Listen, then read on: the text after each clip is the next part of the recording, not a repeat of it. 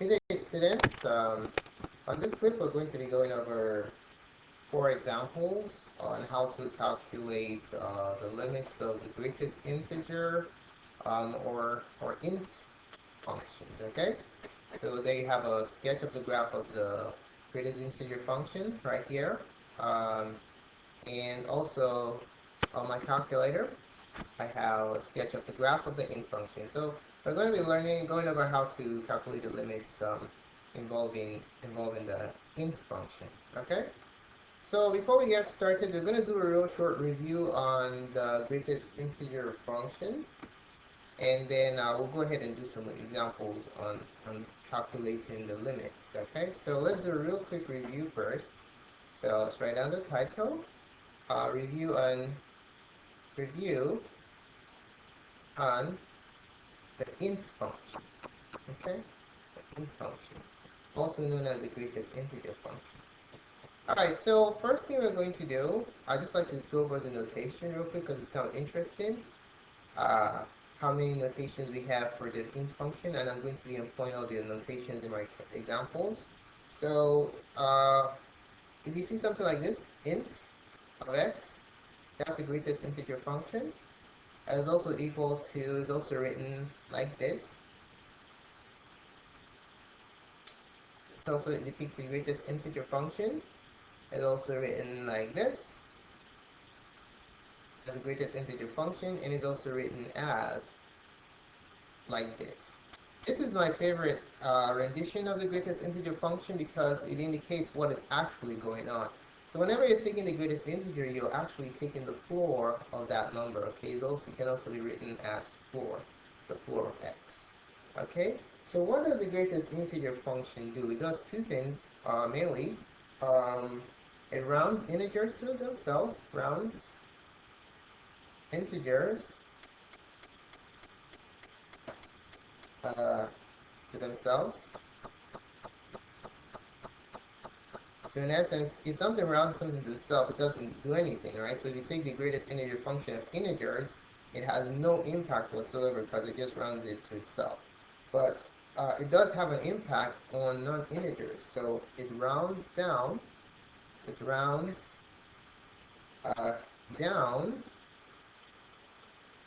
down non-integers. Okay? Alright, another way to look at rounding down is basically it goes to the right number. It goes to to the left number on the number line. So it goes to the left number, left integer, let's use instead of number, left integer on the number line. Okay, left integer on the number line. Okay? So if you have difficulty visualizing what rounding down is, you can always draw a number line and then you just go to the left, to the biggest integer to the left of that non-integer to get what rounding down is, okay? Alright, let's take a look at some examples. Let's look at the integer case for example first, okay? Integers. What happens when you take the floor of integers? Let's take a look at example 1. What is the int of 3? What is the int of 3? 3 is already an integer, so if you round it down, you're basically rounding it down to itself. So the int of 3 is basically 3. So you see it has no impact on integers because it just reproduces that integer. How about what is the int or the floor of -5? Well, -5 is an integer, so it gets rounded to itself. -5, no impact. Okay. What is the floor of 200? You see all these notations mean exactly the same thing. What is the floor of 200? 200 is an integer, so it just takes it back to itself. Okay? So if you are on an integer, let's say you have on a number line, if you're on an integer, you don't go anywhere, you stay exactly where you're at because the greatest integer function has no impact on you whatsoever. So let's say this is 0, and this is 3. The greatest integer is right here. Guess what? You stay exactly where you're at. Okay? And then if this is 0, -5, the greatest integer is right here. You stay exactly where you're at. You don't go anywhere. This is 0 and this is 200. This greatest integer is right here. It stays exactly where it is at because you're a whole number or an integer. So it has no impact on integers. Okay. But guess what? It does have impact on non-integers. So let's take a look at some non-integer examples. Non-integers, and then we're going to see the rounded effect that the greatest integer function has. Okay, so for non-integers, uh, let's take a look at, for example, number 4. What is the int of 3.5? Well, 3.5, we're gonna round it down. If we round down 3.5 to the biggest integer that's smaller than this number, your answer is going to be 3. Okay? So to help you visualize this, let's put it on a number line where 3.5 is between two integers, namely 4 and 3. So this is 0, this is 3, and this is 4, and 3.5 is smack in the center.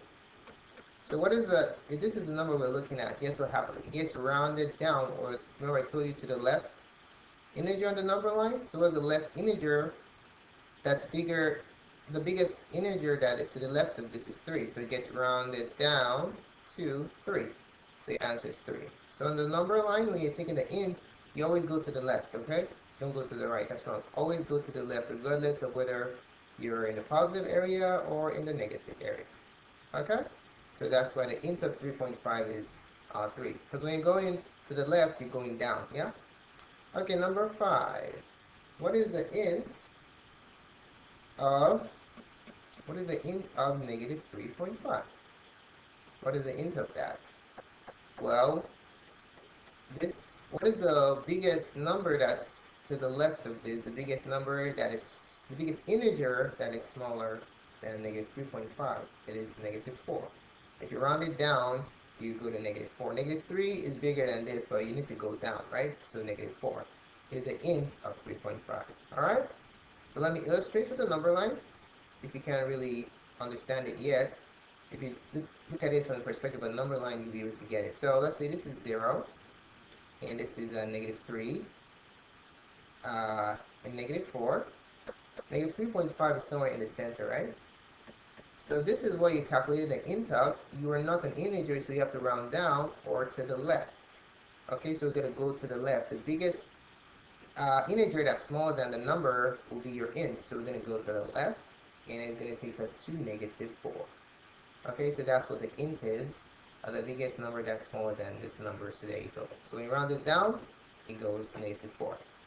Alright, let's try one last example just to make sure we have this down code before we start doing the limits. What is the int, or the floor, of negative 0.0001. Okay? If you round this down, this is going to be equal to negative 1. Okay? So if we draw this on a number line to help you visualize it, if we place 0.001 on a number line, if this is 0, and then 0.001 is somewhere here, let's call this negative 0.0001, and that's negative 1. We round into the where? To the left, right? Or down, rounding down or to the left on the number line. So your answer is going to be negative 1. Alright, let's try one more example. Number 7. What if you wanted to take the int of 0.02? Right? You want to take the int of 0.02, you're rounding to the left, so the biggest integer that's smaller than this is 0. Okay, so you're going to the left. So there you have it. Okay, now let's take a look at some examples of limits. Evaluate. So we're now transitioning from pre-calc to calculus. Alright, number 1. What is the limit as x approaches 3 from the left of int x? What is it? Well, we can just plug in 3 from the left. Basically means a number that's really close to 3 from the left. Okay, you get really close to 3 from the left. So let's plug that in. We're going to have int. Plug in this into the x. We're going to have int of 3 from the left. What is another way of writing this? A number that's really close to 3 from the left. How about we pick 2.9999. It's an example. Really close to 3 from the left. Okay, so what happens if you're really, really close to 3 from the left, but you're not at 3? What is going to happen to this? If you take the int, you're going to get rounded down to 2. So this is simply going to be equal to 2. Okay, so think about it on the number line. If you're really close to 3, if you think 2 and 3, but you're really close to 3, somewhere here, right? The int rounds you to the left or rounds you down, so it's going to take you all the way down to 2. If you're at 3, you have no problem, but if you're not at 3, to the left, you get rounded down. So your answer is 2. Okay? Alright, let's try another example. Number 2. What is the limit as x approaches 3 from the right of int of x? Okay? Now, 3 from the right, it depicts a number that's really, really close to 3 from the right. The biggest number that's, the smallest number that's bigger than 3, conceivable, is a good example. So, to calculate this limit, we're going to plug in 3 from the right into the int function, int of 3 from the right. Okay? So, int of 3 from the right. So to really give us a solid grasp as to what on earth this number means, let's pick an example, okay? So a good example of 3 from the right is 3.00. Think about infinite number of zeros. You're getting really, really close to 3. Just an example. 3.00000001. What is the int of that? This is not an integer, it's a non-integer. What does the int do to non-integers? It rounds them to the left, right? So since you're slightly to the right of 3, but you're not at 4, you're going to be rounded down to 3. So this is basically going to be 3. So let's look at it from the perspective of a number line. This is 3. And this is a number this is the smallest number that's bigger than 3. Really, really close to 3, but you're not at 3, right? So it's 3.00. Infinite number of zeros, 1. Since you're not at 4, what does the int function do? It rounds you to the left, to the biggest integer that's less than the number, than the non-integer that you're considering, which is 3. Okay? So that's why your answer is 3. Alright, now let's take a look at another example. From 3, what is the limit as x approaches 3 of int x? Now note that if there are no directionalities on the value that x is approaching, it's a double-sided limit, right? So the limit of a function, we can say limit as x approaches a of f of x equals L if and only if, and put IFF, if and only if the left and the right hand limits are the same. This limit is true if and only if the limit as x approaches a from the left of the function is equal to the limit as x approaches a from the right of the function, and these two double-sided limits equals L. So if the left and right hand limits are equal to a number, then the combined limit, which is expressed in this form, is equal to that value. Okay? So what is the limit here? Well, we need the left and the right hand limits to be the same. Whatever they are, that will be the value of our limit. So what is the left hand limit of this function? Limit as x approaches 3 from the left of int of x. We just did it, right? We found out that the answer was 2. How about the right-handed limit? What is the limit as x approaches 3 from the right of int x? We found out that that's 3. Is 2 equal to 3? The left and the right hand limits are not equal. So the left and the right hand limits are not equal. Then the double-sided limit, as x approaches 3 of int of x, does not exist. The limit does not exist. Does not exist. Remember Mean Girls, right? The movie? Yeah, exactly what she was saying. That's what happens here. So the limit does not exist. All right? Because the left and right hand limits are different. Okay, let's consider one more example. Number 4. What is the limit as x approaches 0 from the left of int x over x? Alright, so this one can just plug in the value into these two variables right here. The limit to the value that the x is approaching. So this is going to become the int of 0 from the left of over 0 from the left. What is the 0 from the left? What on earth is that? It's the biggest number that's smaller than 0, right? So if we think about it, the number that's really, really close to 0, think about the biggest of all of them to the left of 0, that's less than 0. So let's give ourselves a concrete example. A candidate that can work here is negative, since we're to the left, negative negative 0.00, think about infinite number of zeros, 1, okay, over 0 from the left. To help you gain a visualization of what on earth is going here, let's look at a number line real quick. If I draw a number line, this is 0 right here, okay. From this direction you're approaching, this is 0 from the right, and this is 0 from the left, okay? If you're approaching 0 from the left, think about it. This can be 0.01. This can be 0.001. These are negatives, right? So you're on the left side negative. As you get really, really close, you're going to be having more zeros, right? Negative 0.00001, okay? But what happens when you take the int of this number? What does the int function do? Remember we just talked about it? It rounds it down or to the left. So as long as you're not on 0, and you're getting really, really close, you're getting really, really close to 0, it doesn't matter. Guess what? The int function rounds you where? It rounds you to the left, or it rounds you down to where? To -1.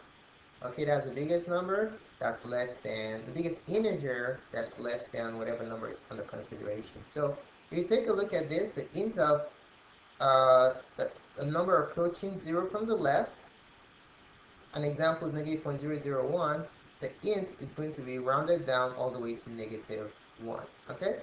So -1 over 0 from the left. Now what is 0 from the left? 0 from the left as a number is the smallest possible number that there is, okay? Another way to look at it is it's the smallest possible negative number, okay? So I'm going to replace that with another cool expression, which is -1 over infinity. 0 from the left is the same thing as 1 over negative infinity, because if you keep dividing 1 by an infinitely large number, what happens to the whole number? You notice it keeps getting smaller and smaller. Okay, let me show you an example of what I'm talking about. 0 from the left is really, really small, right? So if I want to share an illustration, just a minute. So let's say 1 over 10. Okay, and then 1 over 1,000. What do you notice is happening here? The number keeps getting smaller and smaller and smaller, right? So as the number gets bigger and bigger, we keep getting really, really small numbers. Okay, and if I did the negative, that's what will happen. So if you divide by infinity, what you're going to get is an infinitely small number. That's why 0 from the left can be replaced with 1 over infinity from the negative side. Okay? So that's how you can write it. 0 from the left is 1 over infinity. So if I want to use some algebraic tricks here, I'm going to make this -1 and multiply by the reciprocal of this times negative infinity over 1. If you multiply these two together, your answer is going to become infinity. Okay? I have another clip in this series that I really go into more details about this algebra of infinity. If you go over that, that will really help you understand how to work with these kind of really interesting numbers, namely the reciprocal of infinity. Okay, so there you have it. So thanks so much for taking the time to watch this video. Please subscribe to my channel for more cool videos such as this. You can subscribe by clicking here and share the contents of this video with your friends via Facebook, Twitter, or Google+. Collection of clips can be found on mycorrectserve.com. Thanks again and have a wonderful day.